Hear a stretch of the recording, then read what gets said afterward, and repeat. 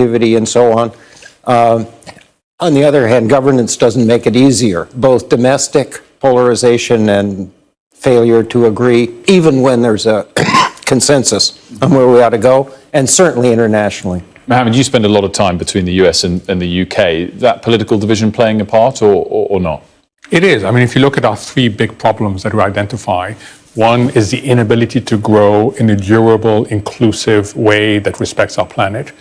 Two is the repeated policy mistakes. And three is the lack of global cooperation. If you look at the UK, it has all three amplified. We've talked a lot about productivity issues here and low growth. We've talked a lot about policy that sacrifices long-term goals for short-term issues. And finally, Brexit, no matter what side you're on, is trying to redefine international relations, but so far has replaced something with nothing. Just on the middle one, Mohammed, before we get on to some of the solutions, the UK political situation, I mean, clearly there's not unity. We talk about it all day, every day here, but myself, having spent 6.5 years in the US, for a modern democracy, I mean, there is at least the functioning aspect to once an election happens, you do have a majority, it can kind of work. I mean, it's probably less divided than the US, or do you disagree? So it's certainly less divided on the surface, but it has been inclined to create more problems for itself than it should. A year ago, we ended up with a completely homemade crisis. So yes, it is less divided, and there certainly is a more active debate. However, it is still prone to mistakes that have not just immediate disruptive effects, but longer-term consequences. Michael, let's touch on the first big issue that Mohammed just outlined, and the inability to grow and do it fairly. I mean, the US has outperformed the rest of the Western world extraordinarily on almost any time frame, 1 year, 5, 20 years. Does that always have to come at a cost of inequality, or can that be rectified? Oh, I think it can be rectified. I mean, the reasons for that are not just a relatively open, innovative, dynamic economy that maybe in the past has paid a little bit too little attention to the distributional aspects of the growth patterns. It's also due to having a very large, relatively integrated market, which matters a huge amount. I mean, take the digital technologies. You know, these are high fixed, low variable, low marginal cost things. It's not a surprise that the kind of giants in this are China and the United States, and Europe struggling because of its fragmentation. So I don't think we really should think of it as, in the kind of large scale thing, a real trade-off. And then we have these powerful tools that we're hoping we can reverse the declining productivity and the supply side constraints with digital and other technologies, and produce, not tomorrow, not even next year, but by the end of the decade, a huge surge in productivity. Mohammed, if you were advising the British government on how to boost productivity here, what would you say? Because it's something we've talked about for a decade. Lots of economies identified declining productivity of workers. Why hasn't it been fixed yet?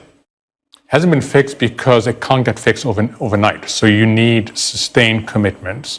And what we see is there's a tendency, and you see this recently on the climate, you see it recently on whether we should build the north-south and east-west connections, that tends to be a loss of focus at critical points. What we argue for is these are things that most people can agree on, both domestically and globally. And if we do get that agreement, you can really change dynamics. And it's urgent. You know, we wrote this as parents, thinking about what world are we going to leave our kids.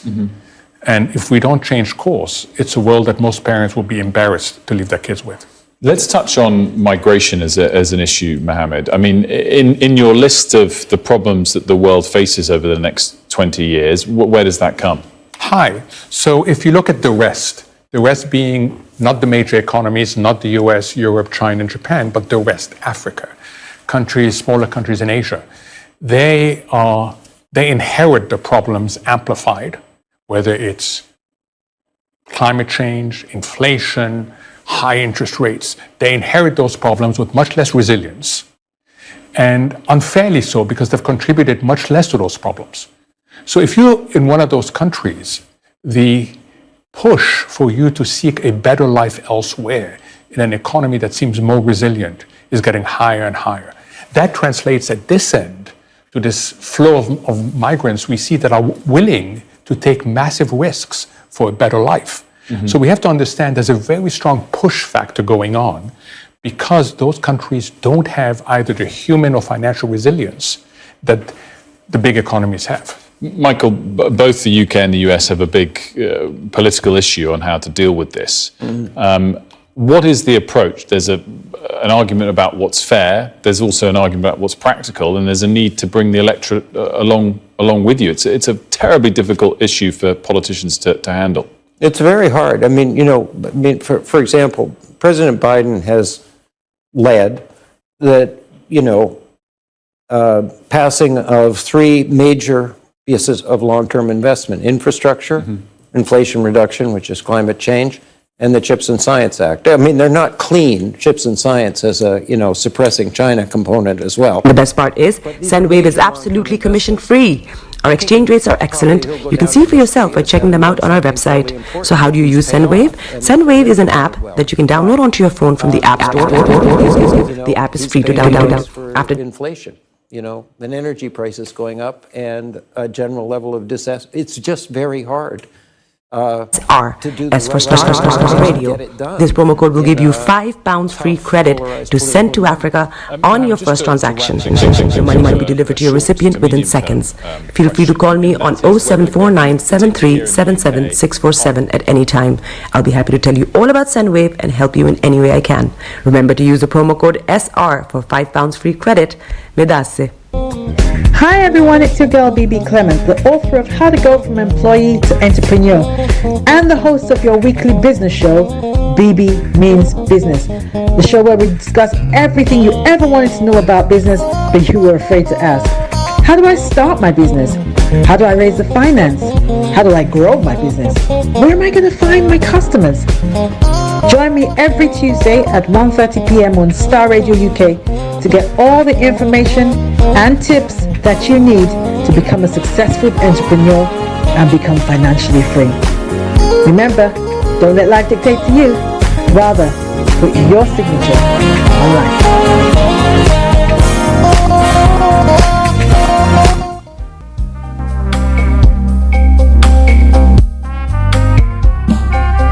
Are you looking for the fastest, reliable, and trustworthy door-to-door shipment company? Well, look no further. When was the last time your family received a shipment back in Ghana on time and in time? You are not sure?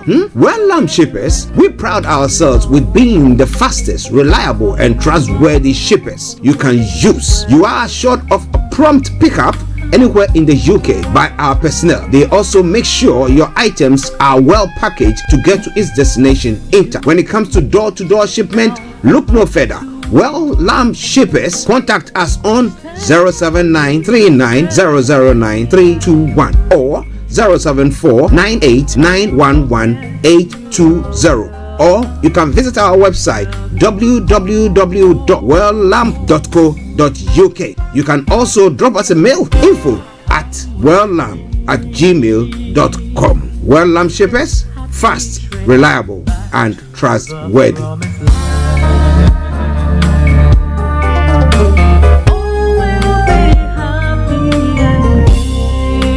Hi there. Are you dreaming of owning your own house in Ghana? Then you will need a well-documented piece of land that is free from troubles. I highly recommend My Africa Property for any size of land that you will need. With My Africa Property, lands are available in Pram, Sopoli, Tohenia, Ogome, Dodova, Winneba, and many other locations at affordable prices. These locations are about an hour away from the airport, only 35 minutes from the motorway, 10 minutes drive from Central University College, 10 minutes drive to the beach, and close to Pram Senior High School and Ghana Men's Soccer Center of Excellence. For more details, visit our website www.myafricaproperty.com or call our UK office on 0208 123 2523. For our US and Canada offices, call us on +1 585 184 994145. You can also email us at ghana@myafricaproperty.com. Tune in to On Point here on Star Radio UK with Empress Regina every Monday at 5 p.m. GMT. Looking forward to your company. Check me out. He tells me my energy is making him tired. Yes! How do you get the energy to do I've been told that I have a lot of energy, but my goodness, I think today I have met my match, people. I have met my match, Miss Suzanne. Wow, amazing. One of the things that's the start of digging darkness. the hole of darkness. So what did that Myself and the world will adjust. And 2019, Forget the proverbial boardroom. Join me, Simone Frazier, on The CEO, the program that gives you the driving seat over your life. Every Tuesday, 8 p.m. only on Star Radio. Getting onto the property ladder has never been easy until now. Join us this and every Thursday from 7 p.m. to 8:30 p.m. live on the Property Hour show on Star Radio UK, where we talk to mortgage brokers, property developers, estate agents, landlord, tenant, property consultants on how to invest or get into the property business and make money. You can't afford to miss this. The Property Hour show is your best source into the property industry. Hi guys, this is your friend Uruj from SendWave. SendWave is a money transfer app that is used by people all over the world to send money to their loved ones in Africa. With SendWave, you can send money to Ghana, Nigeria, Kenya, Uganda, and Tanzania. And the best part is, SendWave is absolutely commission free. Our exchange rates are excellent. You can see for yourself by checking them out on our website. So how do you use SendWave? SendWave is an app that you can download onto your phone from the App Store or Google Play Store. The app is free to download. After downloading it, just open the app and enter your name, email, and phone number. That's it. You're good to go. Make sure you use the promo code SR. S for Star, R for Radio. This promo code will give you £5 free credit to send to Africa on your first transaction. Your money will be delivered to your recipient within seconds. Feel free to call me on 0749 7377 647 at any time. I'll be happy to tell you all about SendWave and help you in any way I can. Remember to use the promo code SR for £5 free credit. Medasse. Hi everyone, it's your girl BB Clement, the author of How to Go From Employee to Entrepreneur and the host of your weekly business show, BB Means Business, the show where we discuss everything you ever wanted to know about business but you were afraid to ask. How do I start my business? How do I raise the finance? How do I grow my business? Where am I going to find my customers? Join me every Tuesday at 1:30 p.m. on Star Radio UK to get all the information and tips that you need to become a successful entrepreneur and become financially free. Remember, don't let life dictate to you. Rather, put your signature on life.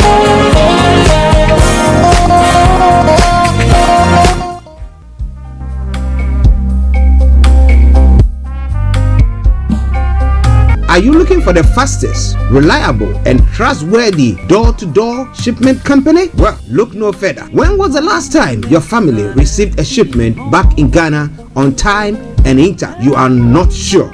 Well, Lamb Shippers, we pride ourselves with being the fastest, reliable, and trustworthy shippers you can use. You are assured of prompt pickup anywhere in the UK by our personnel. They also make sure your items are well packaged to get to its destination in time. When it comes to door-to-door shipment, look no further. Well, Lamb Shippers, contact us on 07939009321 or 07498911820. Or you can visit our website www.welllamp.co.uk. You can also drop us a mail, info@welllamp@gmail.com. Well Lamp Shippers, fast, reliable, and trustworthy.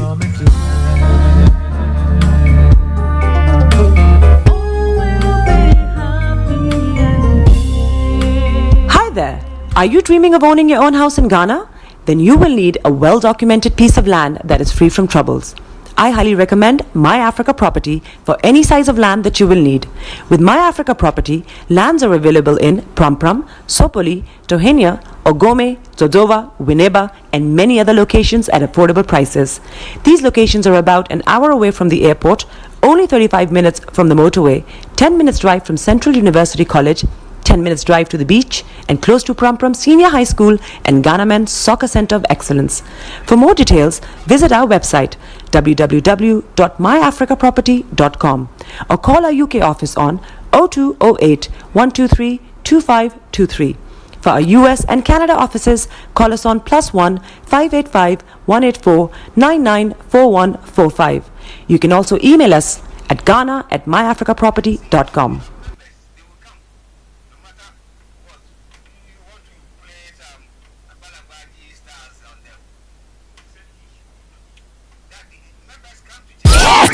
The best radio show. Broadcasting worldwide, online 24/7. All around the world. In your car. At This work. is Starr Radio. On your UK. smartphone.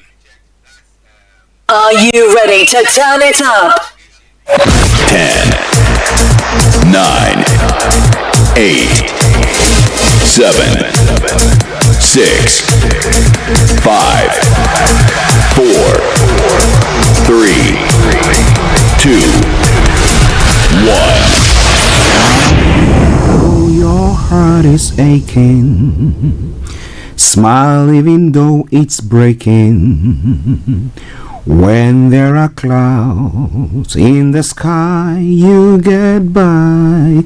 If you smile through your fear and sorrow, smile and maybe tomorrow you find that life is still worthwhile if you just smile. Hey, this is Archie and you are listening to Starr Radio UK and the Morning Show.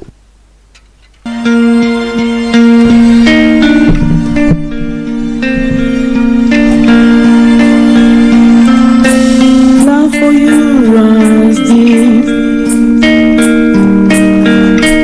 All of you makes my heart beat. You make a doubt they fade. Jesus, and that's what makes you great. Okay, let me say massive good morning, good afternoon, good evening, good dawn to you wherever you might be on planet Earth, and sincerely apologize for the late start of the program. You know, the technical stuff, well, when it's decided that you want to upgrade or update itself, you cannot do anything about it. You just have to be just patient for it to do its own thing. But hey, whatever it is, we are here this morning to bring you everything that you need to know, from archaeology to zoology, from Accra to Zanzibar, and let me say all protocol observed. Let me say good morning to my team this morning, Mr. Olayomi, Koiki, and Mr. Francis Guy. Yes, my able producer, thank you very much. And Shamsuddin, massive good morning to you, to the one and only Bishop Adeshina, Pastor Mo, Anthony Adedeji, Aziz, and all you wonderful people who listen to us daily. I salute each and every one of you. I remain yours sincerely, the one and only. This is the morning show with Archie. Okay, so let's crack on. We're going to be pressed with time, but we're going to be moving assiduously. Now, the quote for the day says, "You are what you are, you have been so far, and your action reveal the direction of your life." So what are you doing? So whatever actions that you are taking today will impact what you become tomorrow. So think before you act, right? Okay, let's move on straight to the weather front as well. Let me tell you what is happening on the weather forecast for today, even as we rush in to get Mr. Olayomi Koiki to be able to also come in at the right time. But for those of you in London and the southeast of England, this afternoon we'll see any light showers clear, and it will be then dry with plenty of sunny spells around, and just a few patches of light cloud expected as well. This evening and tonight it will remain dry with mostly clear skies during the early hours. Areas of the high and thin cloud will drift in from the south. Gentle winds expected as well. Top of the temperature 23 degrees, the lowest 12 degrees. UV level, moderate pollution level, low sunset 1851, and sunrise for tomorrow morning 0652 hours. On your travel this morning, I can tell you assuredly now A3, A316, A4, A40, and Central London red routes. If you can avoid them, do your best to avoid them because they've got serious delays. On the other side, all the others are running a very good service there. Now, on the underground line this morning, Bakerloo line has got severe and minor delays. The other side, all the other underground lines, good service. London Overground has got severe delays. If you can avoid them, do so. London Tramlink, DLR, good service there as well. Now, there's a reduced service on the Woolwich Ferry as well. So if you can avoid that, do so. All the others on the River Bus, good service. All of you met The London cable car is also running a good service this morning. And that takes us straight to the final segment of the travel updates. That is the National Rail. On the National Rail this morning, Avanti West Coast, First Trans-Pennine Express, Northern Rail, Scott Rail, Southwestern Railway, and Transport for Wales have got minor delays. Also, across country, East Midlands Railways and Great Northern Railway have got severe delays. Greater Anglia, severe delays as well. If you can avoid it, do your best to avoid that. And that brings us to the end of the travel update as well. Starr Radio UK. A quick commercial break and I'll bring you Global Trotting. Stay tuned, don't you go away. Hi everyone, it's your girl BB Clement, the author of How to Go From Employee to Entrepreneur and the host of your weekly business show, BB Means Business, the show where we discuss everything you ever wanted to know about business but you were afraid to ask. How do I start my business? How do I raise the finance? How do I grow my business? Where am I going to find my customers? Join me every Tuesday at 1:30 p.m. on Starr Radio UK to get all the information and tips that you need to become a successful entrepreneur and become financially free. Remember, don't let life dictate to you. Rather, put your signature on life.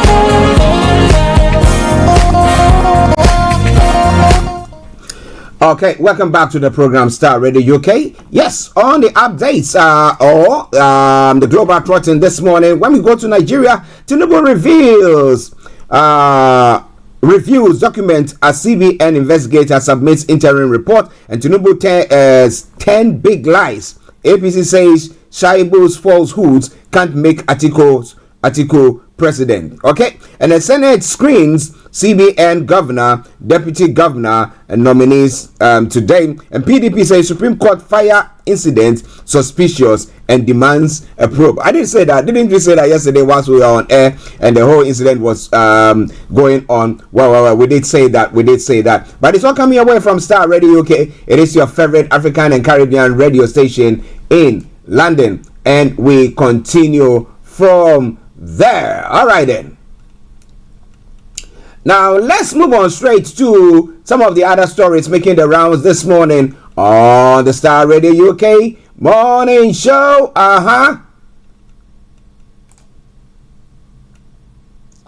Okay. Oh, bye. Just bear with me. Okay. Now, in other stories making the rounds, which we're going to be bringing lots more once we have Mr. Olayomi Koiki on. Well, the other parts of Africa. Yes, Kenya, US signs defense agreement ahead of planned Haiti deployment. Well, and then Egypt's presidential election dates announced as well. And US to evaluate Niger ties after France kicked out. Well, if they say they want to go, you can let them go. I mean, it's a George thing. I mean, they always want to have control over us, right? Yes. And then Niamey resident react to news of French withdrawal. I bet they'll be celebrating it like no man's business. Colonial Masters, they said to hell with you. Well, listeners, it is Starr Radio UK. It is your favorite African and Caribbean radio station in London. My apologies, my screen wasn't on. All right then, so moving on straight to some other stories making the rounds in other parts of the world as well, and this time round going straight to Ghana. What is happening there as well? Well, one of the presidential aspirants for the MPP, Alan Chemantin, has now resigned his membership of the ruling government or the party, the ruling party. Okay, so it said Alan Chemantin is has decided to quit. But the regional chairman, that's the essential regional chairman of the MPP, says that Alan Chemantin is ungrateful character. That's what going to me saying. But lots more going to be coming your way from there. What is the reaction? That give put some wind in the sails of that of the opposition party now. Well, so that they can say, you know what, we're going to whip them, because if their front is divided, then that's where we're going. Now, when it comes to other stories making the rounds this morning, now fuel depot blast kills 20 as thousands flee Karabakh, and then Ukraine young lead their elders in one army unit. For Ukrainian troops, life on the front line is far from easy, but they are doing their best. The captain jailed after fatal river tour boat crash, And then Thailand jails lawyer who called for royal reforms. Why should he be jailed? He's calling for that. If you don't agree to that, do something about it. Russia seeks to rejoin U.S. Human Rights Council. Now it's got an interesting one, but it's not coming away from Starr Radio UK. It is your favorite African and Caribbean radio station in London. Well, when it comes to the UK, discrimination for being gay, not enough for asylum, Braverman is saying. You know, interestingly, Braverman is not, should I say Caucasian, or it's not an indigent, right? But now she finds herself in that position, and the way that she's taunting and things that she's saying and going about, my goodness. I say it all the time. If you want a black person or a minority to be, they want the minority to be controlled, get a minority person to rule or lord it over them, and you see how they'll be controlled. And that's exactly what she is doing. When she came into the country, how did she come? If the father's father or whatever, whether it's second generation or third generation, how did they come in? And again, when it comes to the West as well, the advanced countries as well, the foreign policies are what is causing lots of these things that is happening. But do they talk about that? No. But while she's on tour, she's in the US making all that noise. Well. I rest my case. I'm not going to say any further. Now, water firms forced to pay back 114 million to customers, and scrapping HS2 link will be very stupid, says ex-rail chief. Well, he's used the word that I've been trying not to be using. Attempt murder arrest after a man shot in his car. 4 men are arrested on suspicion of attempted murder after a man was shot in Cross-Maglen. All right then, so this and a lot more going to be coming your way from Starr Radio UK. Stay tuned, don't you go away whilst we bring you some lots more of the program this morning. Stay tuned, enjoy this music, and that is from Christopher Martin, and I'll be with you.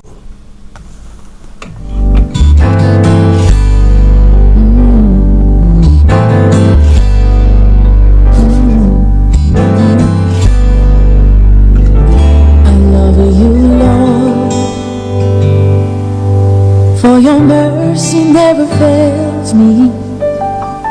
All my days I've been held in your hand.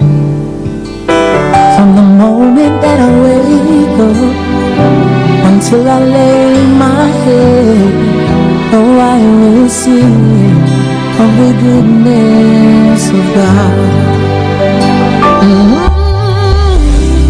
All my life you have been faithful, and all my life you have been so good. This is Starr Radio UK. Oh, I will sing of the goodness of God. You know I love your voice. For you have led me through the fire in darkest nights. You are close like no other. You know I've known you as a father. You know I've known you as a friend. And I have believed in the goodness of God. All my life you have been faithful. All my life you have been so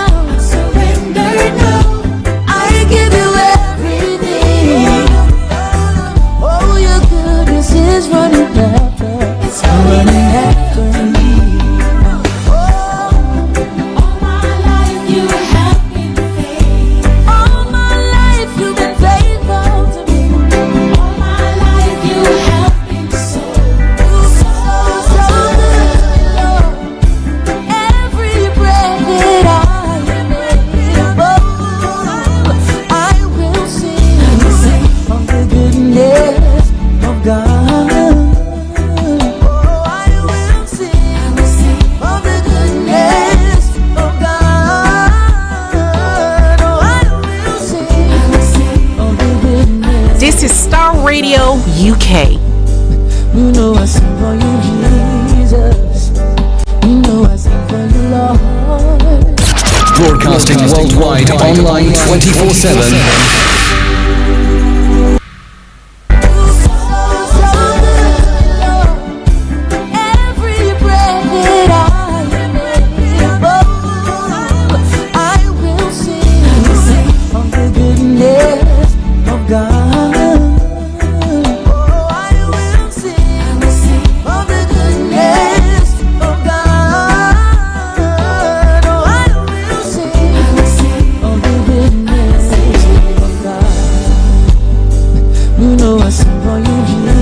Okay, listen to Star Radio UK, your favorite African and Caribbean radio station in London, bringing the time down to 6 minutes past the top of the hour. We should have Mr. Olayomi Koiki joining us in a moment.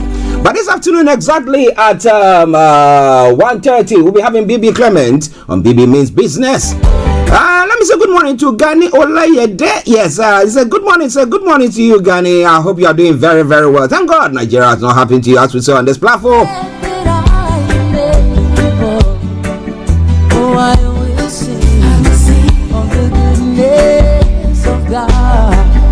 But share the broadcast with your friends and loved ones and invite them to like our pages, Star Radio UK. It's running after me. Your goodness is running after. Well. After me. With my life laid down, I surrender. At 7 minutes past 11, I'm going to be crossing over straight to our North London studios, where I've got my colleague and co-presenter, Mr. Olayomi Koiki, who is all ready to fire on all cylinders, bringing you what is happening in Nigeria this morning. So just stay tuned. Don't even think of touching the dial. The goodness of God is running after us, isn't it? Okay. So we can see Mr. Olayomi Koiki. Another line coming through. Interesting. Okay, I don't get it. Yomi, there seems to be another line coming through. Okay, let me pick that one. Let's see. Okay. All right. Let's see whether Yomi can even hear us. Hello, Yomi. Okay. What's happening?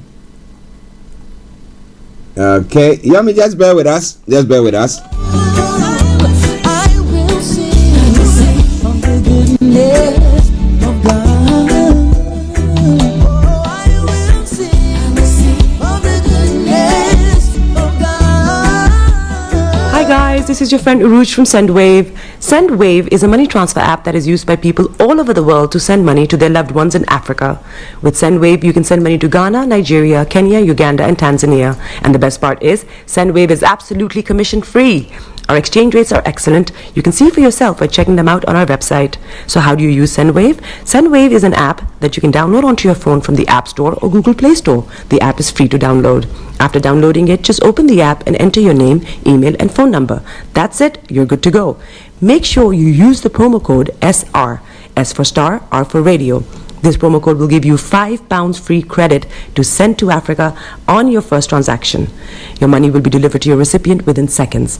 Feel free to call me on 0749 7377 647 at any time. I'll be happy to tell you all about SendWave and help you in any way I can. Remember to use the promo code SR for £5 free credit. Medasse. Okay, welcome back to the program. Listen to Star Radio UK, your favorite African and Caribbean radio station in London, bringing the time now to 9 minutes past the top of the hour. And I've got Mr. Olayomi Koiki, but let me see whether he can hear me. Yomi, can you hear me? Okay, quite interesting. Interesting one there. Let's see. Okay. Okay, let me do something. Yeah, let me do something.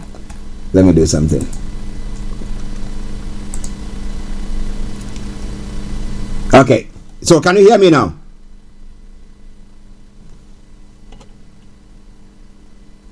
Yeah, I can hear you slightly. Let me see. I'm going to try to increase your volume. Can you hear me?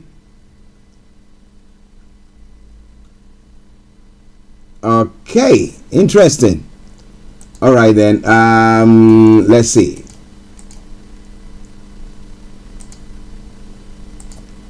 Can you hear me? Okay. Listeners, just bear with us. Let's bear with us. Let's take a commercial break whilst we try to sort that out to get Yomi back on. Hi guys, this is your friend Uruj from SendWave. SendWave is a money transfer app that is used by people all over the world to send money to their loved ones in Africa. With SendWave, you can send money to Ghana, Nigeria, Kenya, Uganda, and Tanzania. And the best part is, SendWave is absolutely commission free. Our exchange rates are excellent. You can see for yourself by checking them out on our website. So how do you use SendWave? SendWave is an app that you can download onto your phone from the App Store or Google Play Store. The app is free to download. After downloading it, just open the app and enter your name, email, and phone number. That's it. You're good to go. Make sure you use the promo code SR. S for Star, R for Radio. This promo code will give you £5 free credit to send to Africa on your first transaction. Your money will be delivered to your recipient within seconds. Feel free to call me on 0749 7377 647 at any time. I'll be happy to tell you all about SendWave and help you in any way I can. Remember to use the promo code SR for £5 free credit. Medasse.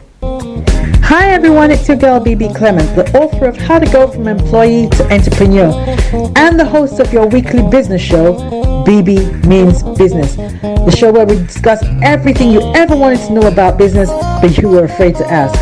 How do I start my business? How do I raise the finance? How do I grow my business? Where am I going to find my customers? Join me every Tuesday at 1:30 p.m. on Starr Radio UK to get all the information and tips that you need to become a successful entrepreneur and become financially free. Remember, don't let life dictate to you. Rather, put your signature on life. Well, welcome back to the program, listeners. Starr Radio UK, your favorite African and Caribbean radio station in London. Let's see whether Yomi can hear us. Yomi, can you hear me? Wow. Yes, I seem to, but it's very low. Okay, go on, speak. Let me see.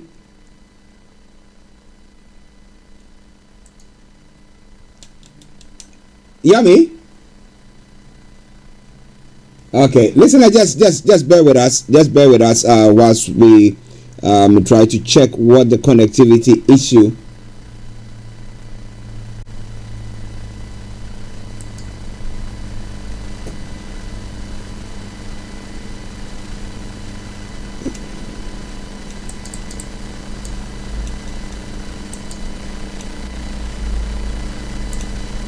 Okay, listener, just bear with us. It looks like we can't get Yomi's sound.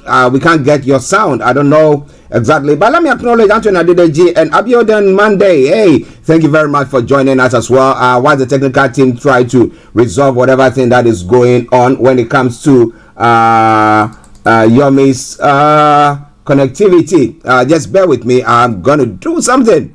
Let's see, because we do all sorts, the technical teams are trying to just work on something, but let's see what we can do about that as well. But the morning show comes away every weekday from exactly 10 o'clock, where we bring you everything that you need to know when it comes to all the news that is making the rounds in other parts of the world. But let's see whether we can have Yomi can hear us. Hello, Yomi.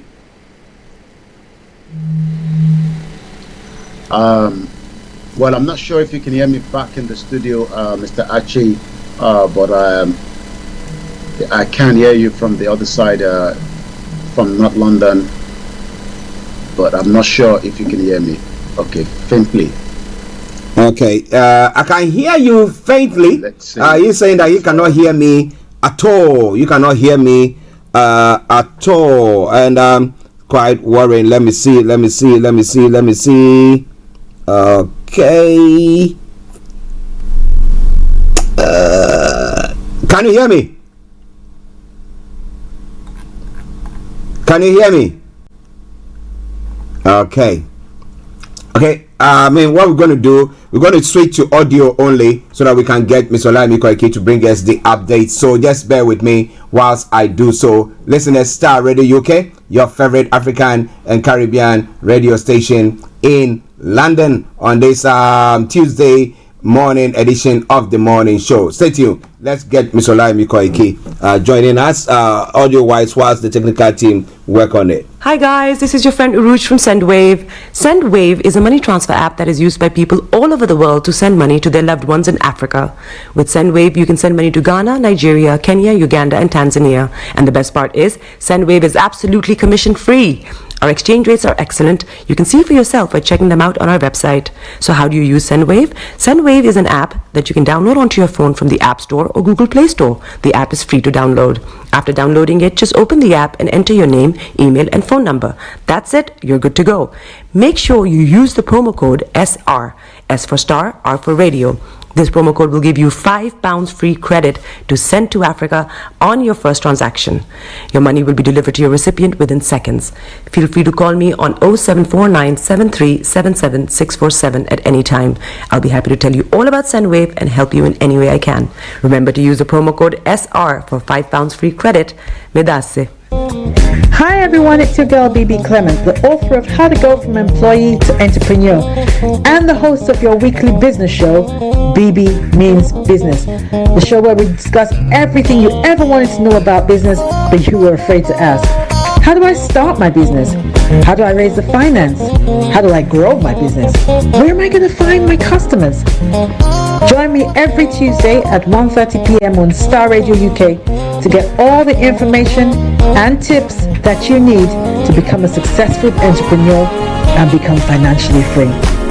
Remember, don't let life dictate to you. Rather, put your signature on life.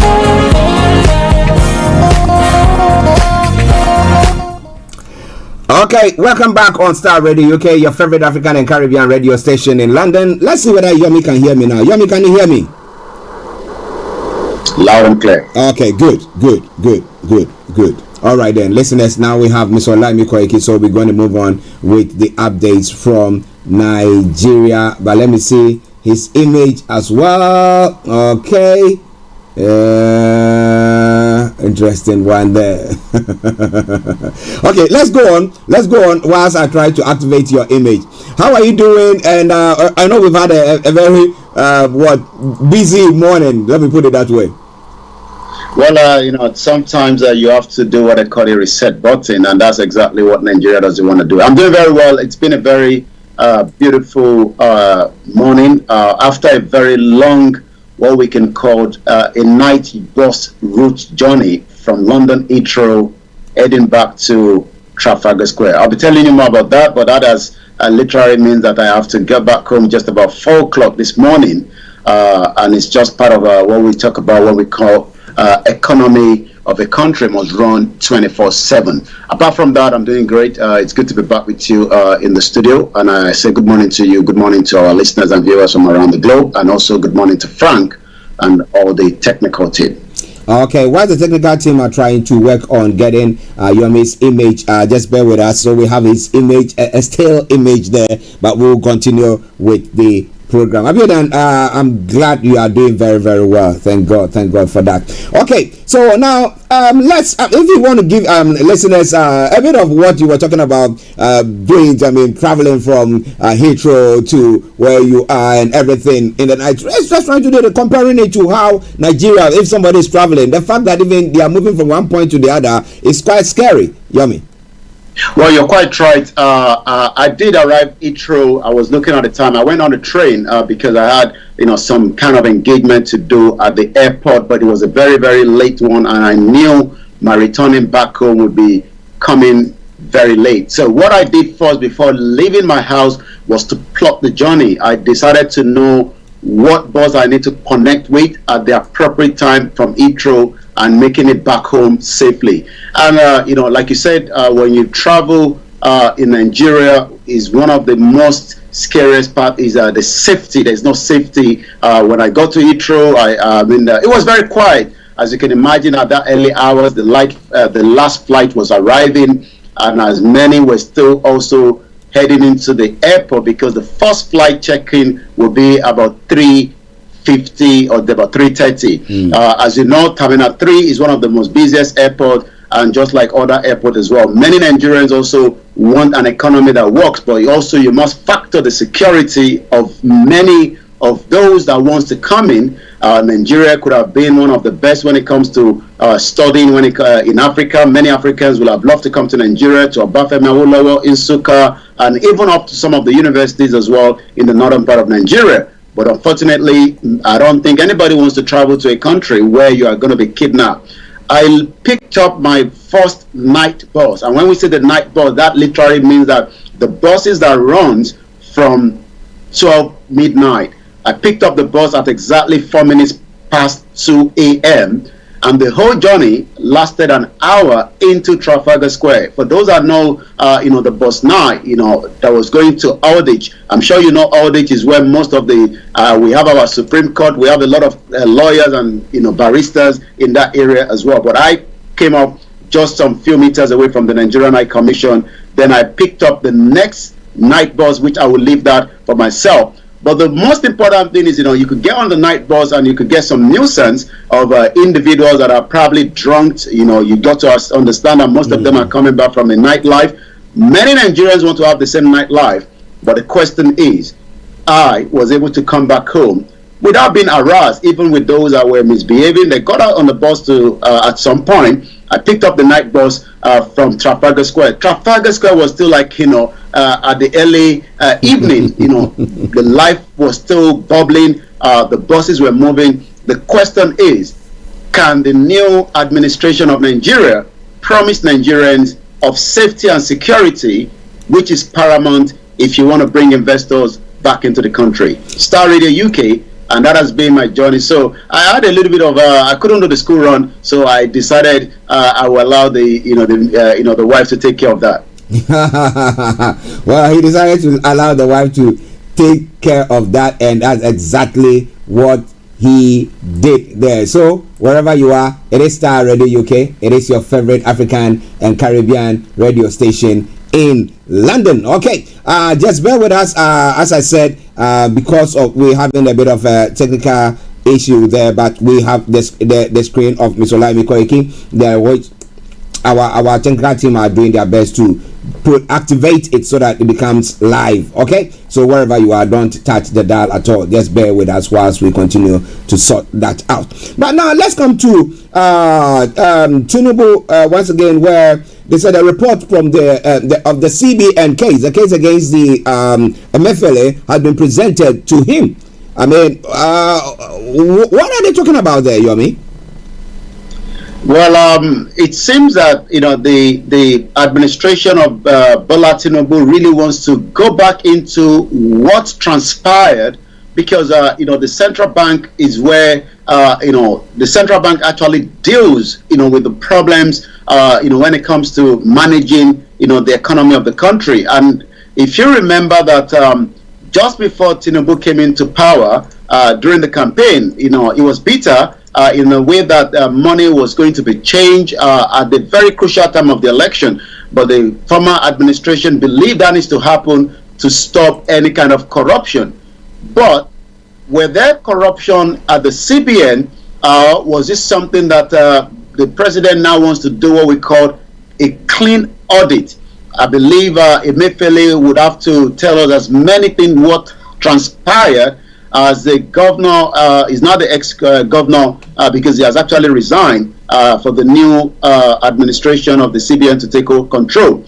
But are we going to see Emefiele facing charges? It seems that, as Emefiele is trying to avoid those charges, we heard that Ibori, the former convict here in UK that have returned back to Nigeria, trying to also, see if he can get a soft landing for Emefiele. But from looking at things right now, it seems that Bola Tinubu, the president of the Federal Republic of Nigeria, and the new administration wants to dig into whatever transpire at the Central Bank of Nigeria. I'll come back again to you in the studio. Okay, listeners, Mr. Olayomi Koiki in North London studios. But what do you think about that? Well, if the president is going to go after the former CBN governor, Emefiele in this case? Is it that he's just trying to gradually rake in the former president as well? Well, I'm going to go to Yomi in a moment, but Omobolaji Abdullah, good morning. So God bless you, sir. Archie and Mr. Koiki of Koiki Media and all your team in Star Radio. We salute you. We salute you. We thank God Nigeria has not happened to you.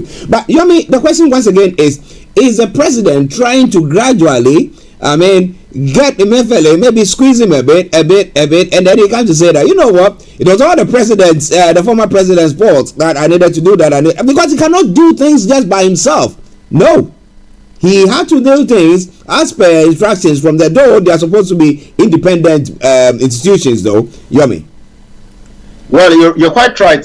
If Emefiele have to start, telling us what transpired, you've got to remember that many heads will have to be rolled over. The lottery here in UK. But I believe the current administration, as much as not trying to go into digging of the past administration, but if we're talking about billions of dollars, millions of, trillions of naira, that have been mismanaged at that administration, then I think many Nigerians would like to find out what actually transpired. So that is what I think, the president is trying to balance between his own administration, and many Nigerians want him to perform, and he has to also tell many Nigerians if he does not perform, I think he's preparing their mind ahead.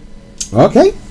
Let's see. Maybe the president will be able to perform, do what Nigerians are looking for, give accountability, justice, probity, name it. But well, it's all coming away from Star Radio UK. In enough London studios, Mr. Olayomi Koiki. I'm Archie here in the South Studios. Now, Tinubu's 10 big lies. APC says Shaibu's falsehoods can't make Atiku president. What is all that about, sir?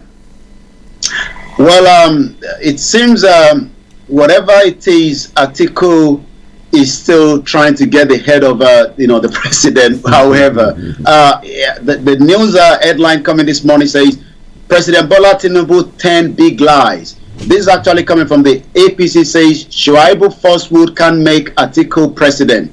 It seems that the All Progressive Congress has literally now assured the President Bola Tinubu is committed in ensuring an inclusive, honest, and transparent accountability governance system. According to the APC spokesman, Felix Moka gave the assurance in a statement that was issued in Abuja while reacting to comment by Frank Shoaibu, a former vice president, Atiku Abubakar media's aide, as the discerning people that we remain confident that the Nigerians will continue to differentiate between genuine, constructive, and development, and also criticism as well. Those driven by self-interest, it seems that many are saying that Atiku is doing what they call self-interest, but it seems Atiku says, no, I just want to get clarity of what transpired when the president, as at the time was a student at the University of Chicago. Atiku is not yet satisfied. He has taken his case to Supreme Court, and the other headline coming again from the same party are now asking if there hasn't been, whatever transpired. Yesterday we were telling you about the, the fire at the Supreme Court. The PDP is now saying that needs to be looked into if that is not a kind of a sabotage. We didn't say that during the morning show yesterday when we were doing the updates from Nigeria. Of course we did, because for the Supreme Court to be on fire at this time, is it coincidental, accidental, is it a sabotage? Well, the PDP wants it investigated. But the Senate is screening the CBN governor and deputy governor nominees. So what are we expecting with a picture behind you? Is that the new CBN governor?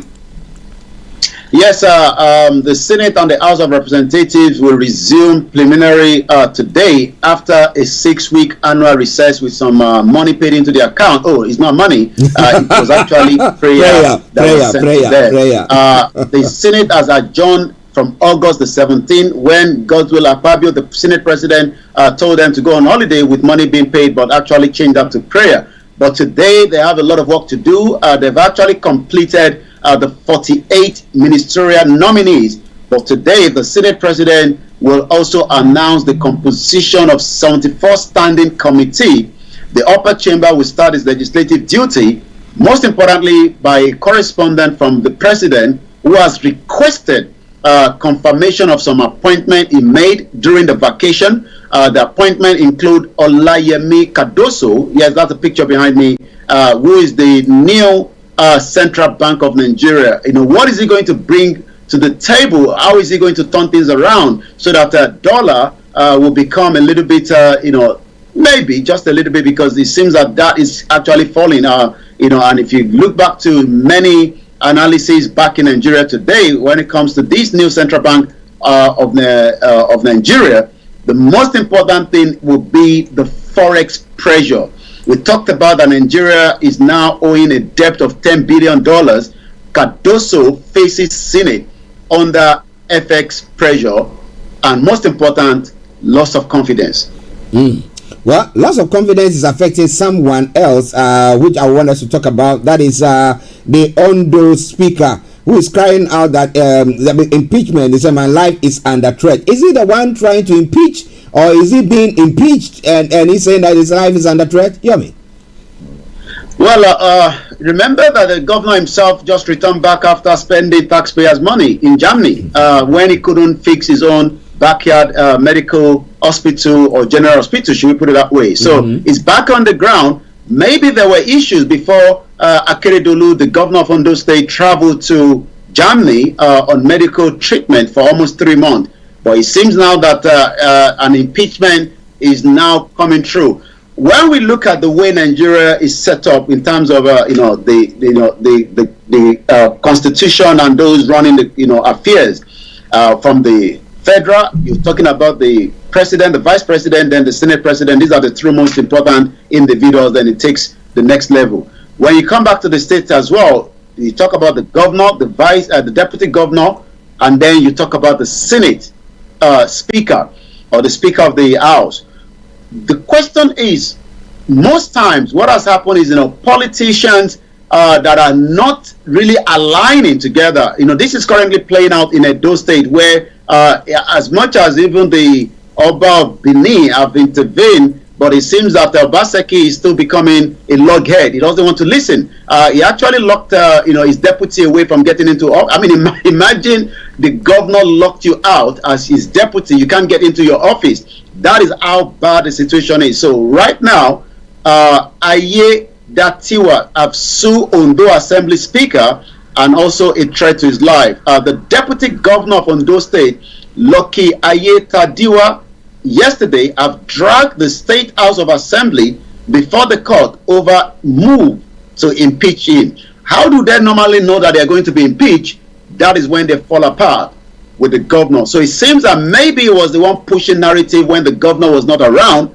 But according to the assembly, last week at the preliminary commenced what they called impeachment proceeding against the deputy governor, acting on a petition accusing him of what? Gross misconduct. But we know that even if he has committed gross misconduct, the question is it something that links with the governor? Because most time you are likely to go after if you are doing something against the wish of the governor. Even some of them also pray that sometimes when people of that caliber are sick, they probably don't return, they come back dead. So it seems that the governor have returned back more stronger and is now doing what they called on-the-ground proceeding to impeach the deputy governor. Now, interesting one there. Now, how is the deputy governor selected or elected into office? It's all through the political party, the same party. Yeah, okay. So what happens is that, when there's a loss of confidence within the party, they can impeach him. So that means there must be a particular number from the Senate, from the House, to determine that impeachment. And when they are loyal to the governors, you are likely to be impeached, because even though that are your friends, will vote against you. Well, it's quite interesting, because when the governor was ill and was in admission of out in Germany for treatment, the issue was that things needed to be running the way they're supposed to. However, I think it wasn't working that way, and therefore, if you are indisposed and you are not active, then we can find a way to oust you. Now, thank God he's been able to come back. So I don't see anything wrong, unless he's done something else. That's why they are calling for his impeachment. Yomi? Well, you're quite right. The moment the governor returned back, like I said, after spending a good amount of time at Germany, where he was taking medical treatment. On his return to the country, he actually sacked the media team of his deputy governor. That was suggesting the beginning of trouble as well for Aye Datiwa. The House of Wednesday directed the clerk to serve him the petition on the embattled deputy governor, kicking off the process of his impeachment. But yesterday, Monday, he has now also gone to court to approach the Ondo State High Court in Akure, seeking an order to halt the impeachment. List of the defendants in the suit were the Ondo State governor, the governor of Ondo State, the Ondo State House of Assembly Speaker, the Ondo State House of Assembly, and the clerk. So the deputy governor, I think I mixed it up at the beginning, is the deputy governor that is going to be impeached, not the speaker. So it seems, I remember I did a program, calling out the governor, and I got a call from, those in that, the indigene, we have the indigene from different part of the world, and a call came to me and say, the deputy himself, wanted that same position. So his prayer was maybe the governor should die in Germany so that he can, because he will automatically have become the governor. Yeah. But it seems that Keredolu came back more stronger to now start the impeachment to take him out. Okay. Listeners, it is Starr Radio UK. Mr. Olayomi Koiki in our North London studios. I'm actually here in the South studios, and we are looking at updates from Nigeria. But before I'll hand over to Yomi for him to bring you all the other stories making the rounds, the federal government has revealed a program for the 63rd independent anniversary of Nigeria. The secretary to the government of the Federation, Senator George Akume, who led the unveiling of the program yesterday in Abuja, said President Bola Tinubu had approved a low-key celebration as a result of current economic realities. My apologies. The SGF assured Nigerians that the current government was working with relevant stakeholders, including the organized labor, to bring succor to all citizens. Speaking on the program for the 63rd, Independence Day anniversary, Akume said the event started with a World Press Conference, a national broadcast by President Tinubu on Sunday, October 1. And a few things there. Now, scaling down the celebrations is Tinubu trying to be more real. That look, we don't have the money to splash the way that normally we would do, and therefore Nigerians will, or as a whole, will say that, oh well, this is somebody who is sensible. You don't have money to feed your children at home. You don't go out to go and buy some limousine to say that you want to be driving. Yomi? Well, Nigerian Independence Day, like you said, yes, it's going to be happening this weekend, Sunday precisely. I think that's the right thing to do. The country is really in a real control. Is in a real mess when it comes to the economy, and I don't think lavishing a good amount of money, celebrating the independence. The question that many have even asked is, what are we celebrating? 63 years of failure, 63 years.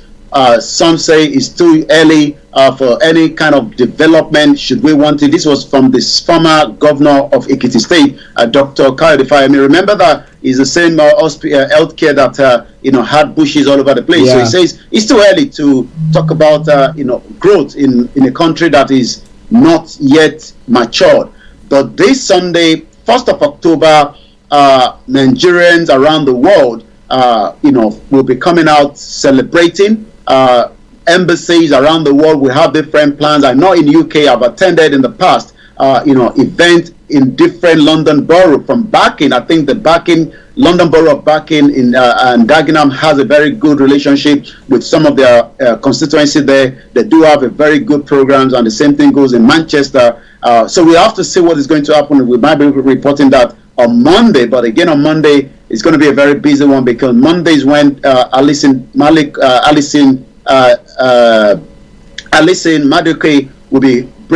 she'll be brought to the court.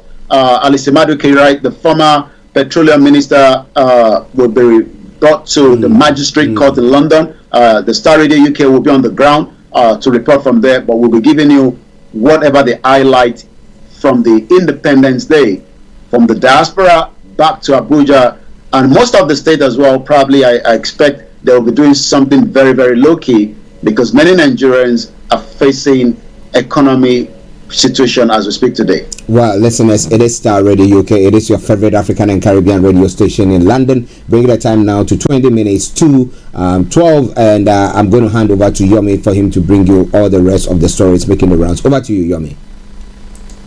Well, it seems the president is fighting everything in his hand, especially through his legal team in America, so that his own result will not be revealed. Let's take you through to a document that came from the from the current court proceeding, and this is just a conclusion. This is a response from President Bola Tinubu's legal representative by Christopher Kameka, one of his attorney rather. The most critical fact has already been clearly and unequivocally established by Chicago State University. Intervenor was awarded in degree as he stated, DKT 21, Exhibit 3332, page 2.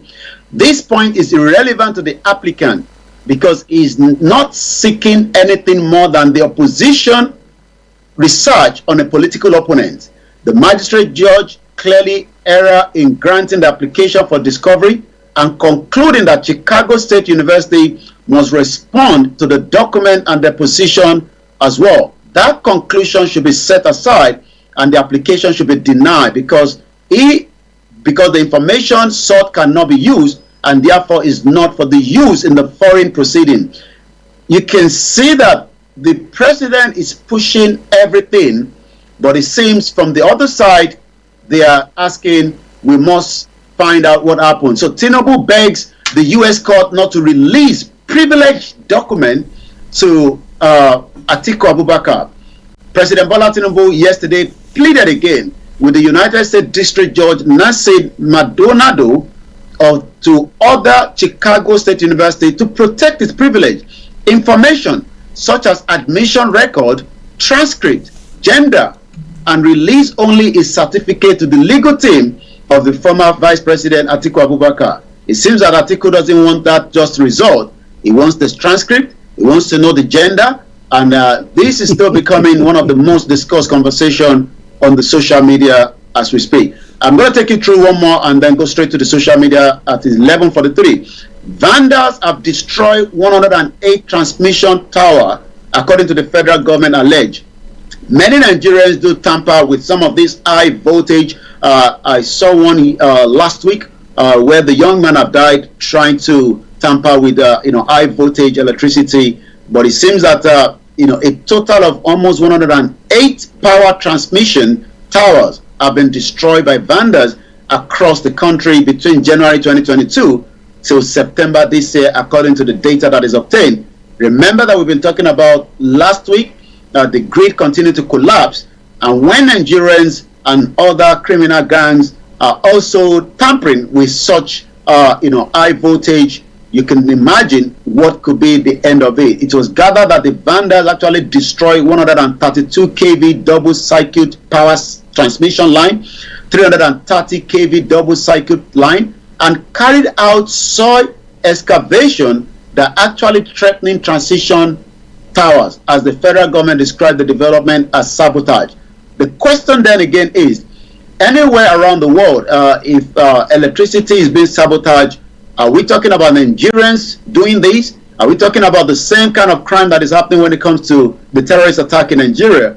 This has to be looked into. The vandalism of transition tower is not just in one state, from Abuja to Lagos State to Kano to Enugu to Benin region, though the government through the TCN have now contracted out repairs of some of these vandalized towers. So again, many Nigerians that are into this kind of, very, very, disturbing situation must also remember that it's also having a big impact on the country. Again, Lagos is still in the news as gridlock, as a petrol tanker, actually a petrol loader tanker gets stuck on Lagos Road.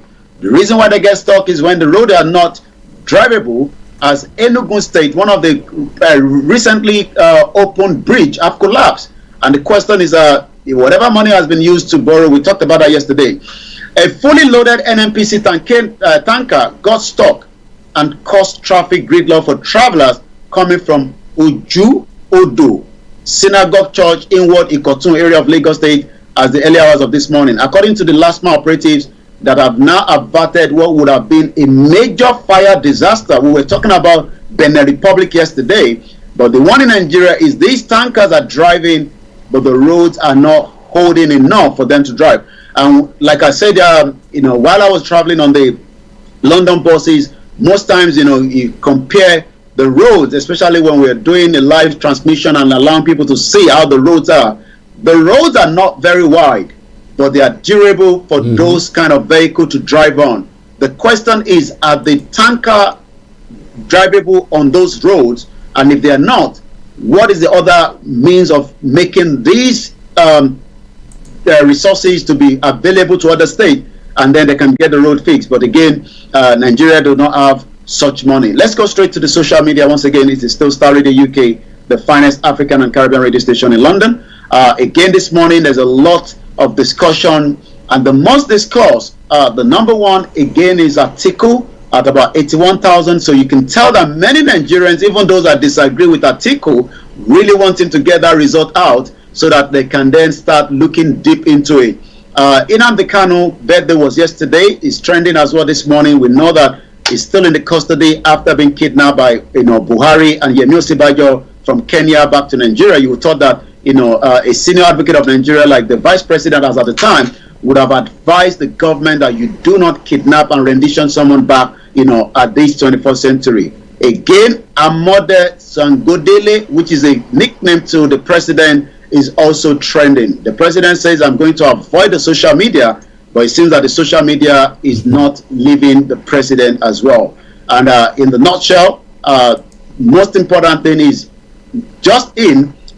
many Nigerians want to see what actually and what transpired when the president, as at the time, was a student at the University of Chicago. Starr Radio UK, I'll come back again out to you in the studio, Mr. Archie. Well, listeners, it is the Tuesday edition of the morning show. Updates from Nigeria with Mr. Olayomi, Koiki in the North London studios. I sincerely apologize for the still picture that we are seeing, but God willing, after the program, it will all be reset. So God willing, tomorrow when we come on and during the Niger Voices, everything will be live and smooth. All right then?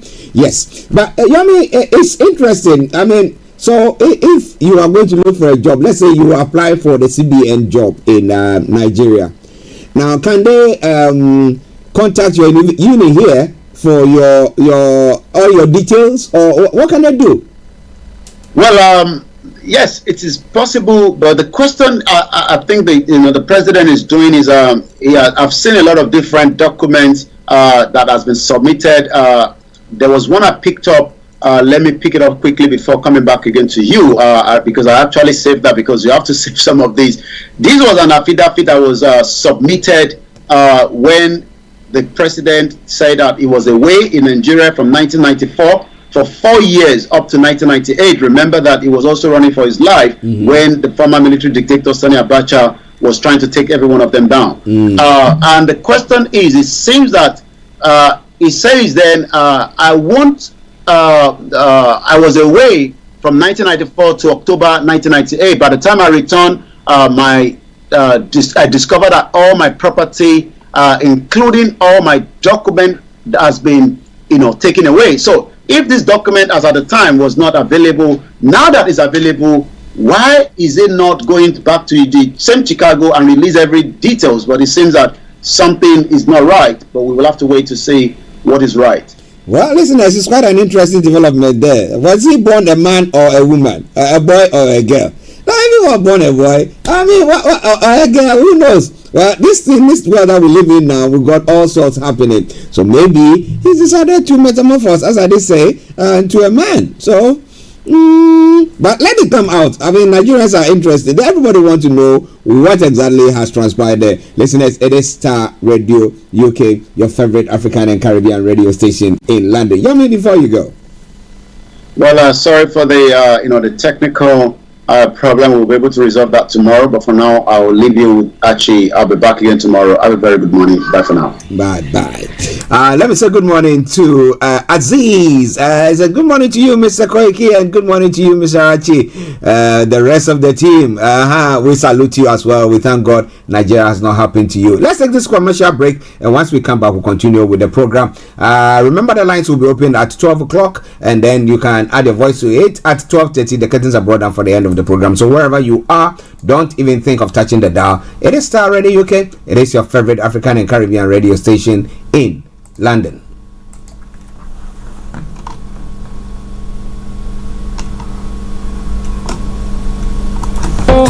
Hi everyone, it's your girl BB Clement, the author of How to Go from Employee to Entrepreneur and the host of your weekly business show, BB Means Business, the show where we discuss everything you ever wanted to know about business but you were afraid to ask. How do I start my business? How do I raise the finance? How do I grow my business? Where am I going to find my customers? Join me every Tuesday at 1:30 p.m. on Starr Radio UK to get all the information and tips that you need to become a successful entrepreneur and become financially free. Remember, don't let life dictate to you. Rather, put your signature on life.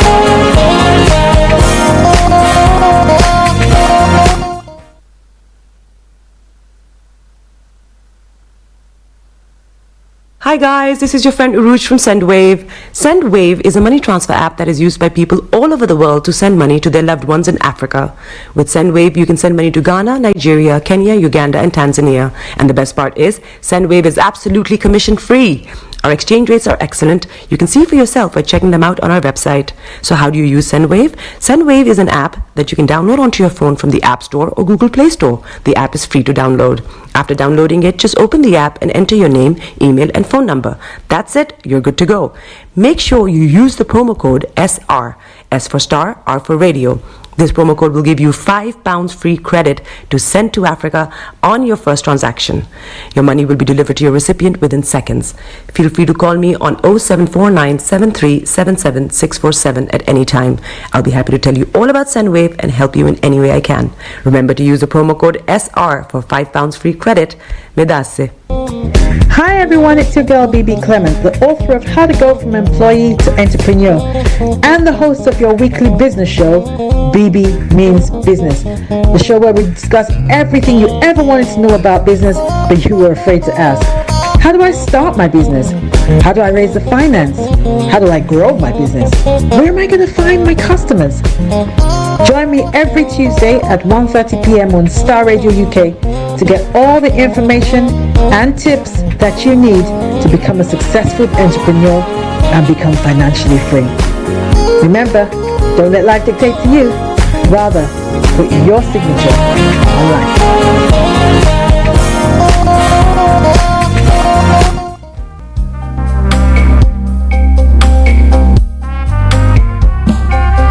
Are you looking for the fastest, reliable, and trustworthy door-to-door shipment company? Well, look no further. When was the last time your family received a shipment back in Ghana on time and in time? You are not sure?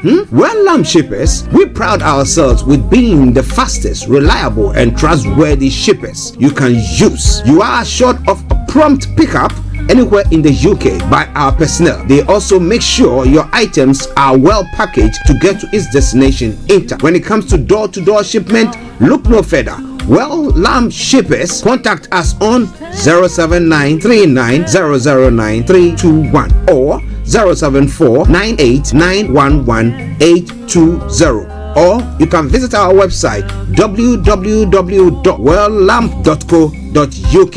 You can also drop us a mail, info@welllamp@gmail.com. Well Lamp Shippers, fast, reliable, and trustworthy.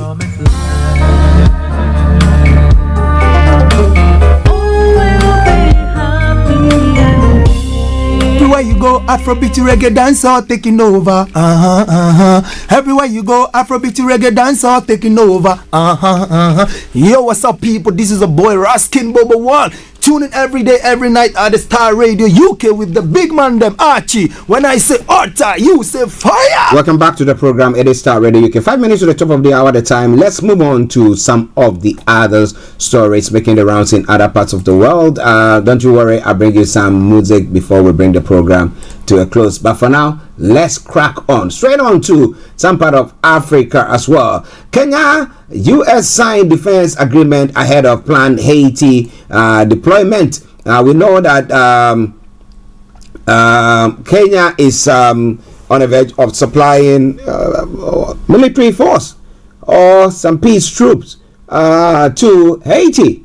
Okay, it's quite an interesting one. Kenya and the US have signed a defense agreement on Monday that will see the East African nation get resources and support for security deployment as it poised to lead a multinational peacekeeping mission to Haiti to combat gang violence. Now, Kenyan Defense Minister Aden Duale and U.S. Defense Secretary Lloyd Austin signed the accord at a meeting in the Kenyan capital, Nairobi. The agreement guides the country's defense relations for the next 5 years as the war in East Africa against the Al-Qaeda-linked Al-Shabaab extremist group intensifies. Now, Austin thanked Kenya for volunteering to take the leadership of the Haiti multinational force and reiterated that the U.S. government will work with Congress to secure $100 million in funding that it pledged on the sidelines of the UN General Assembly. Now, Austin said the rest of the world ought to follow Kenya's commitment to global security and step up and provide more personnel, equipment, support, training, and funding. Now, Kenya in August pledged to send 1,000 security officers to Haiti to combat gun violence in a mission that is pending the UN Security Council formal approval, but had received support from the UN and US. Now, Duale said his country is ready to deploy to Haiti and cited Kenya's very long history of global peacekeeping in Kosovo, neighboring Somalia and Congo. Now, human rights activists, meanwhile, have expressed concerns over the deployment, citing a history of human rights abuses during security operation in the country. Some security analysts have expressed concerns that there will be a language barrier between the deployment from Kenya on an English and Swahili speaking country and the people of Haiti, where the official language are French and Creole. Now, it's quite interesting because you guys speak only English and Swahili. You know, how can you go to a place where they are only speaking French? And it's not like the soldiers who are going to do in this combat are going to be ones who have been trained to speak French. So it's quite a difficult situation there. But, well, why is it that the US is not throwing troops in there to, quell whatever gang thing that is going on? After all, they are closer to them. And they have those people, crossing the borders, the southern borders, to come to the US. And it is troubling them. So, if anything, why should the US not rather send troops there? Well, it's quite an interesting one, isn't it? Well, listen to Star Radio UK, your favorite African and Caribbean radio station in London. Now, moving on, we'll come to some more stories from the African front. Now, Egypt will hold a presidential vote on December 10 to 12, 2023. The country's election authority has announced, yesterday. Walid Hassan Hamza, chairman of Egypt's National Election Authority, said the winner will be declared on December 18. The final results of the presidential election will be announced and published in the official newspaper no later than January 16. Therefore, the entire election process will conclude before January 17, 2024. Although yet to formally announce his candidacy, President Abdel Fattah al-Sisi is widely expected to win re-election. Now, experts had predicted that Sisi would move forward the 2024 election ahead of predicted switch to a flexible exchange rate, which could exacerbate tensions. The vote comes as the country battles an economic crisis, with inflation skyrocketing in recent months and the currency losing half its value since March 2022. The government has kept the exchange rate pegged since early this year. Since 68, against Sisi, so he's 68, has been in power since 2014. When he was first elected, he won again in 2018 against one of his own political allies. He further consolidated his power in 2019 following a change to the constitution which allows him to stand for a third term. The changes are also adjusted the length of presidential terms from 4 to 6 years, allowing Sisi to stay in power until 2030 should he win. Interesting.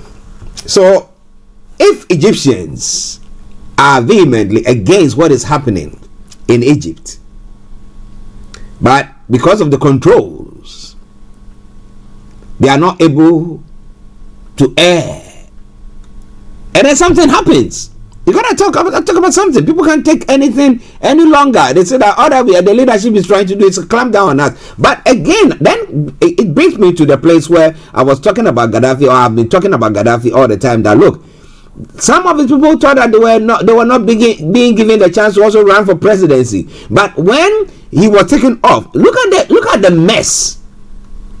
At least those I mean, there are two governments in that particular geographical area. So how are they developing their own areas?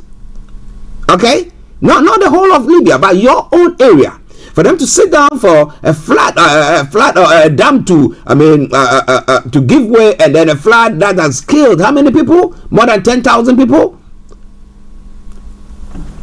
Well, it looks like when you are in cahoots with the West or the advanced countries, then they protect you. They make sure that whatever you do, they never hear anything that you are saying.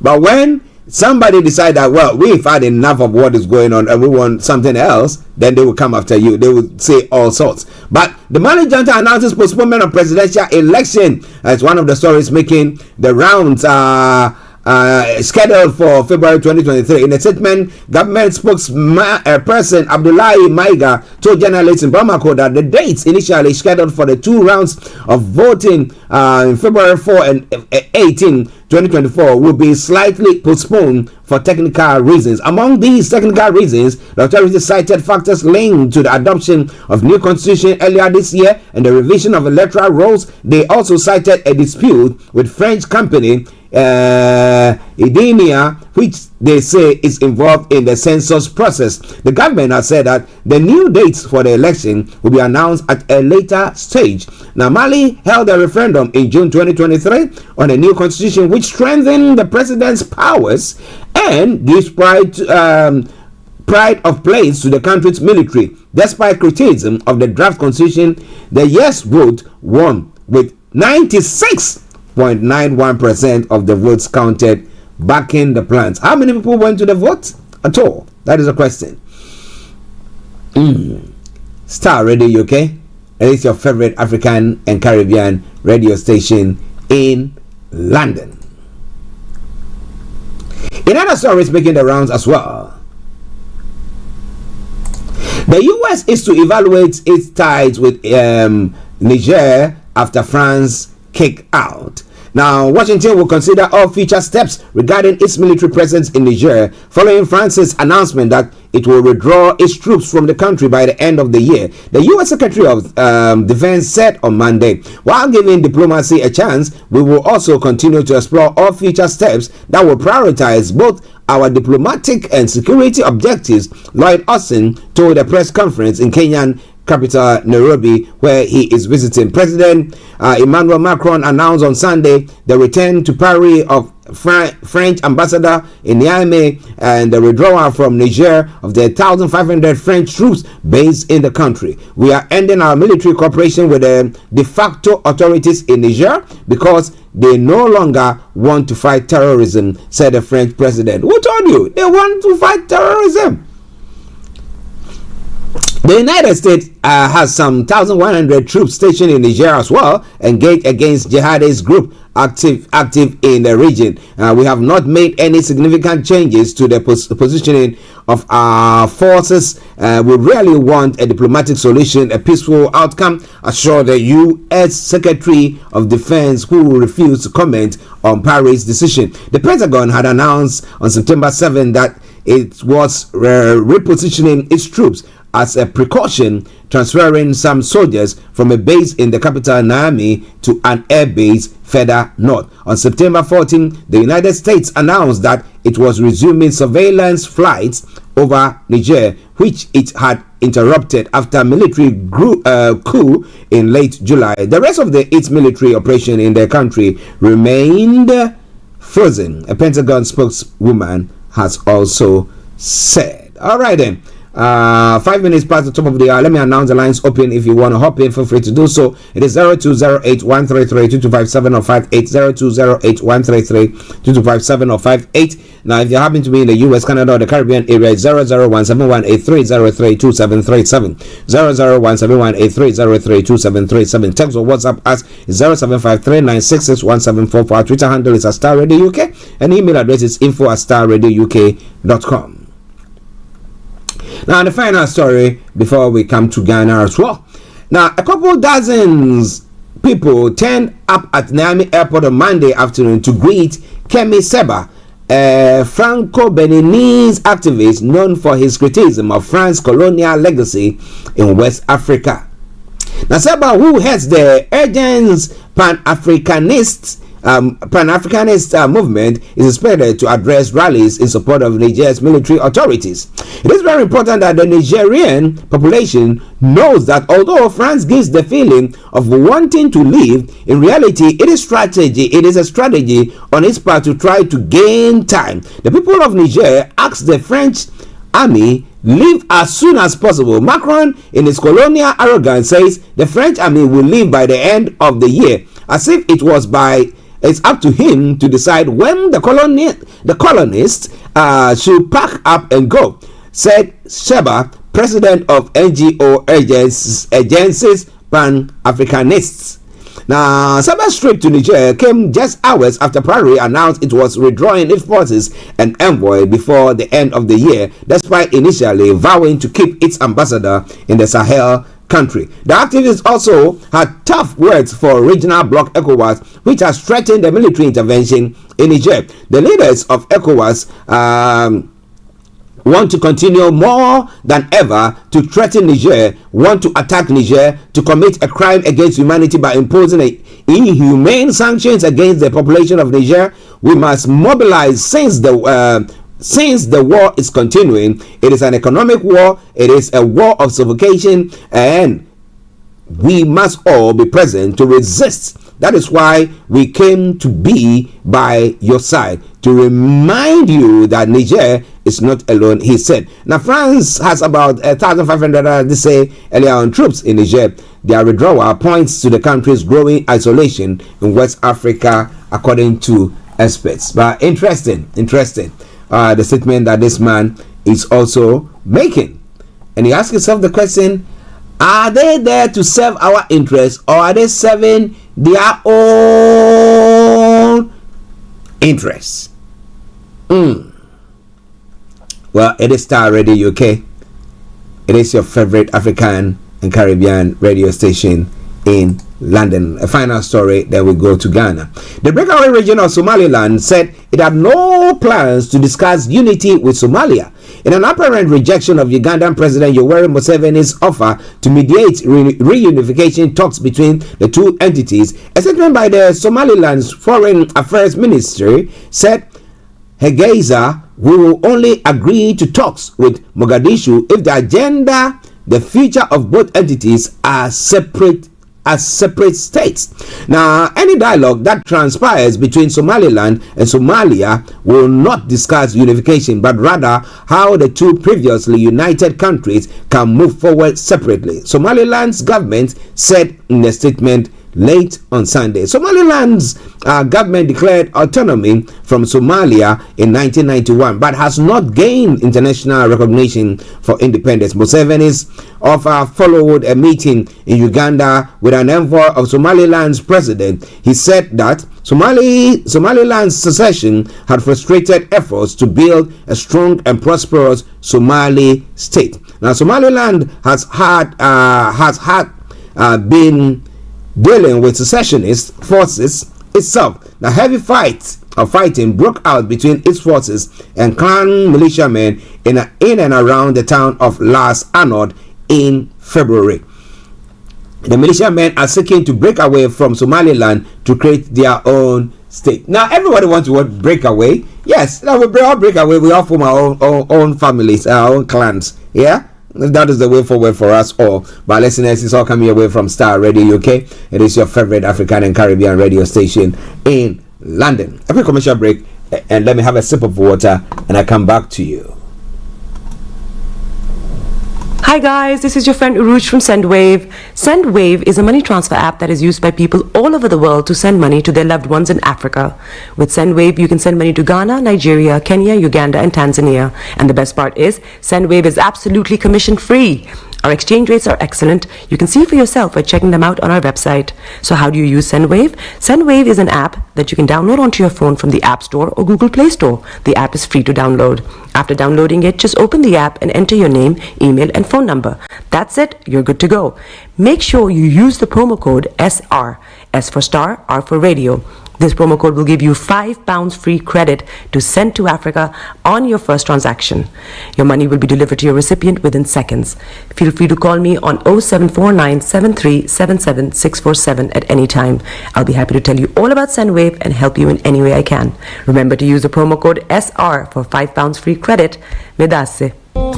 Hi everyone, it's your girl BB Clement, the author of How to Go From Employee to Entrepreneur and the host of your weekly business show, BB Means Business, the show where we discuss everything you ever wanted to know about business but you were afraid to ask. How do I start my business? How do I raise the finance? How do I grow my business? Where am I going to find my customers?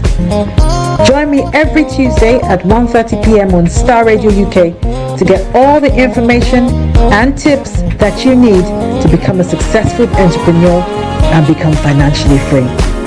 Remember, don't let life dictate to you. Rather, put your signature on life. Welcome back to the program. It is Starr Radio UK. Yeah, this afternoon exactly at 1:30, BB Clement will be coming your way with BB Means Business, and we want to invite you all to be part of it. So make sure your dials are logged on exactly at 1:30 when BB Clement comes your way. She'll be telling you more about what she's going to be discussing today. So wherever you are, don't touch the dial. Starr Radio UK, your favorite African and Caribbean radio station in London. Okay. Now let's move on to some other stories making the rounds this morning or this afternoon. My apologies there. Okay. All right. So, in other parts of the African continent, this time around in Ghana, you pushed Alan out, Amakuba, to MPP Council of Elders. Now, Alan Chamantin is ungrateful character. One to me is saying, Alan, his supporters were victims of violent attacks. Sami Jemfi is also saying that. Now, NCC condemns alleged assaults on #Occupy Jolobi's house protesters. Well, so let me bring you these ones quickly and then we will go. So let me bring you the latter one first. The National Commission of Civic Education has condemned the reports of the arrest and alleged assaults of the members of the Democracy Hub by personnel of the Ghana Police Service during the #Occupy Jolobi House demonstration. The NCCE wishes to remind all stakeholders that free of assembly, including freedom to take part in procession and demonstration, is a fundamental human right. So the NCCE should tell that to the police, that there is absolutely no justification for the alleged heavy-handed and excessive response by the personnel of the Ghana Police Service on the demonstrated, the NCC stated in a press release dated September 25, that's yesterday. This comes on the back of the police arresting the group calling itself Democracy Hub, who were at the #Occupy Jolobi House demonstration on Thursday, September 21.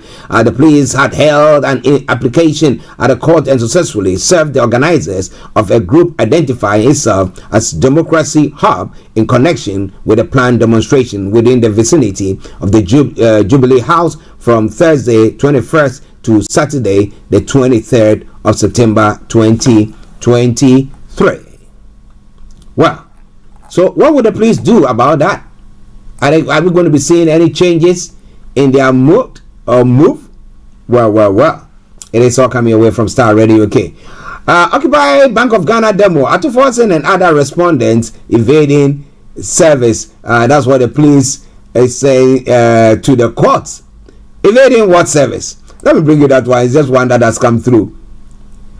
The High Court in Accra has been told that the respondent of the Occupy Bank of Ghana injunction, led by the minority leader in Parliament, Dr. Kessel Atuforsen, have been evading service of the court process. Now, the police currently has a pending application for interlocutory injunction to restrain the organizers of the Occupy Bank of Ghana demonstrations, despite the organization announcing a change of route. The protest has since been scheduled for the 3rd of October. For the third time in a row, the application has adjourned because the respondents have not been served with the applicant's police application. The applicant's application, that is the police application. In court on Tuesday, September 26th, that's today, the application titled "The IGP and Attorney General versus Dr. Kessel Atuforsen and others" could not be heard. The principal state attorney from the office of the Attorney General, George Tete Saki, who appeared with the Superintendent Sylvester Asare, a lawyer with the police legal unit, told the court that the respondents in the matter have been evading service. My lord, the respondent, Dr. Atuforsen, has been evading service of the process so far, and we have not been able to serve them, the PCA told the court. Asked by the Financial Division of the High Court in Accra, presided over by Justice Edward Chum, the vacation judge, why they have not come back to court by way of the substituted service, the PSA said they want to try one more time. While Chief Superintendent Elom Bani represented the IGP, Chief Superintendent Isaac N.K. Yabua, the applicant, was present. The other respondents, Emmanuel Amakofi Boa, Masawudu Mahama, Bernard Mona, and Rex Owusu Oma, were absent. The case has been adjourned to Friday, September the 29th. And it's all coming away from Starr Radio UK, your favorite African and Caribbean radio station in London. Okay, let's move on to one other story that is making the rounds in Ghana. That is the topmost story. Let me put it that way, the topmost story, and that pertains to the announcement by Alan Shermantin. The former Trade and Industry Minister, Alan Shermantin, says he has resigned from the governing New Patriotic Party and will contest in the upcoming 2024 general election. This follows the decision of the former Minister for Trade and Industry to withdraw from the presidential race of the NPP 3 weeks ago. At the time of announcing his withdrawal, Mr. Shermantin indicated that in due course he will provide details of his future political career. Addressing a section of the party members on Monday, September 25, Mr. Shermantin catalogued a number of reasons for which his decision to resign and go independent. Under the circumstances and given the context provided, I wish to use this platform to announce that I am honorably resigning with immediate effect from the New Patriotic Party to contest for the high office of the President of the Republic of Ghana in the 2024 general election as an independent presidential candidate, Mr. Shermantin stated. He continued, to actualize this goal, I will establish a new movement for change in Ghana. The brand logo for the movement is the monarch butterfly, which politically symbolizes change and transformation, hope and positivity. It also communicates strength, endurance, spirituality and trust, which are key traits that I cherish as a leader. In Akan, it is known as Afran Frantor, the brand motto of the movement, Ghana will rise again, which symbolizes hope for the future of Ghana. Is it the end of the NPP? Because if he decides not to run, not to be part of it, and that is resigned from the party, What happens next? That is a question on the lips of most people. But this is all coming away from Starr Radio UK. It is your favorite African and Caribbean radio station in London. Now let's come to some other stories making the rounds in other parts of the world as well. Now, Russia is seeking to rejoin the UN Human Rights Council.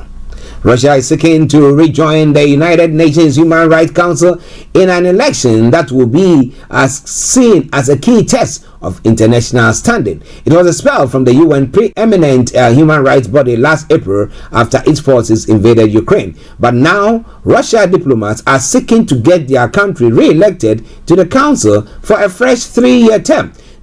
Information coming from the BBC has obtained a copy of the position paper Russia is circulating to the UN members, asking for their support. The vote will take place next month. In the document seen, Russia promises to find adequate solutions for human rights issues and seek to stop council becoming an instrument which serves political wills of one group of countries, understood to be a reference to the West. And a diplomat said Russia was hoping to regain some international credibility after being accused of human rights abuses in Ukraine and within its own borders. The latest evidence of those abuses was presented to the Human Rights Council on Monday in a report from its Commission of Inquiry on Ukraine. Now, Eric Mose, chair of the commission, said there was continuing evidence of war crimes, including torture, rape, and attacks on civilians. A separate report 2 weeks ago by the UN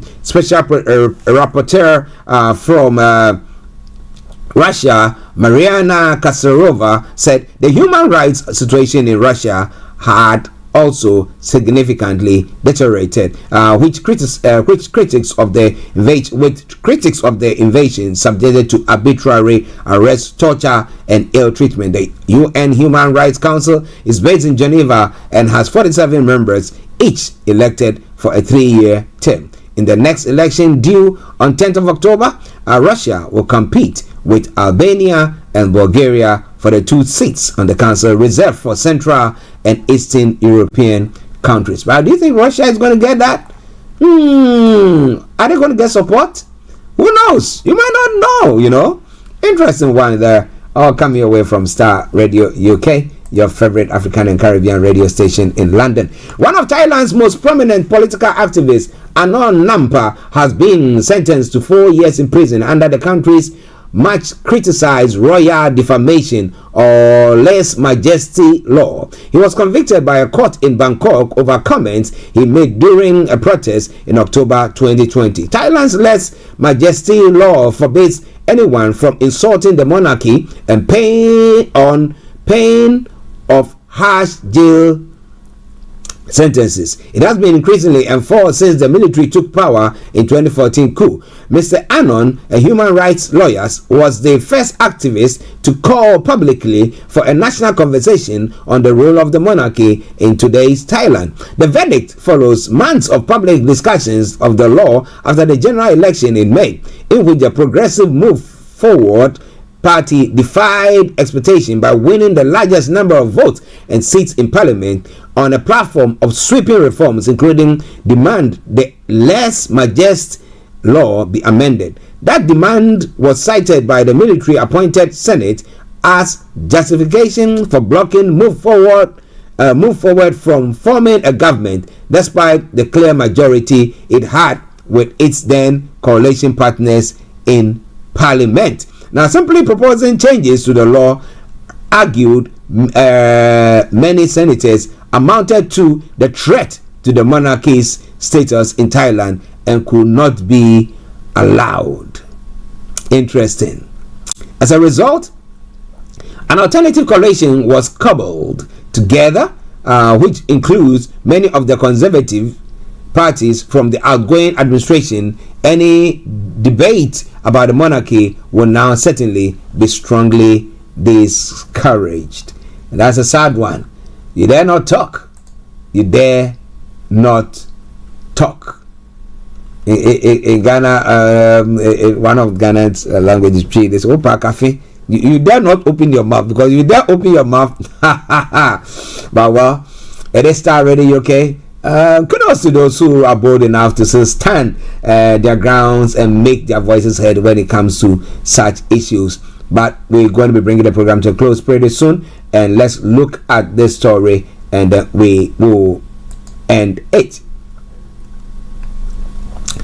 Asking the HS2 link between Birmingham and Manchester will be very stupid, according to an industry expert. Richard Barker, the former Strategic Railway Authority head, also said not taking the HS2 line into central London will be utter madness. Rising costs have led to speculations around its future, and the government has not guaranteed the line will run to the northwest.